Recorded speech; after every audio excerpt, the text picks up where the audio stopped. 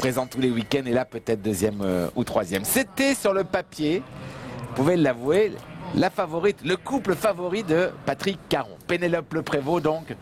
Je suis sûr qu'elle va faire un merveilleux départ. Numéro 3 mondial, 4e top 10 pour elle. C'est une jument qui est très vite dans son galop au sol. Cavalière aussi.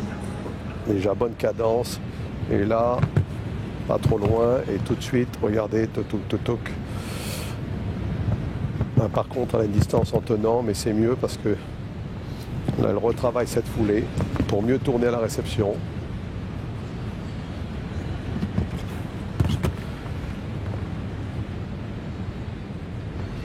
C'est très court, c'est très court. Ah, mais ça tombe. C'est très court. J'ai pas eu le temps de.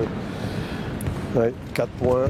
Donc là, elle va pas, elle va ralentir sans prendre. Enfin, c'est déjà très court aussi, mais elle assure maintenant. Elle sait qu'il ne faut pas qu'elle fasse une deuxième faute. Avec 4 points pour la cavalière et elle est à plus de 39, 39, 37, 4 points pour la française et sa jument Flora de Mariposa. Et Ken Farrington, peut-être pour une victoire historique, en tout cas pour les États-Unis d'Amérique, qui regarde sûrement un tout petit peu soulagé, sportivement, mais soulagé quand même, de voir que Pénélope ne lui a pas ravi la pole position tout de suite après sa faute, évidemment. La cavalière n'est pas allée aussi vite qu'elle l'aurait voulu. Attention, tous ces cavaliers qui montent là leurs chevaux de tête font ce genre d'épreuve de façon extrêmement réfléchie. Hein.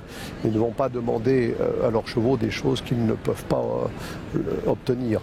Ça ne sert à rien, on est sûr d'aller à la faute. Donc quand un cavalier, un cheval à qui ce genre de parcours correspond mieux et qui sont vraiment près de la perfection. Un automne incroyable avec Flora, beaucoup de victoires, donc un peu de frustration ce soir. Il y avait de gros espoirs. Moi, j'ai pas du tout eu le plan que je voulais. Du 1 au 2, je voulais faire 9 foulées. J'étais pas sûre qu'elle ait vu bien le numéro 2. Du coup, j'ai une foulée de plus aussi derrière.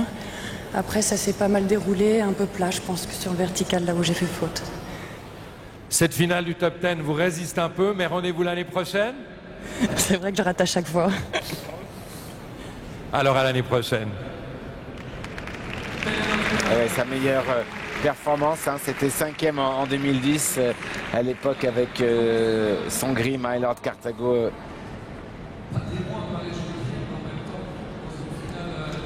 Alors, il reste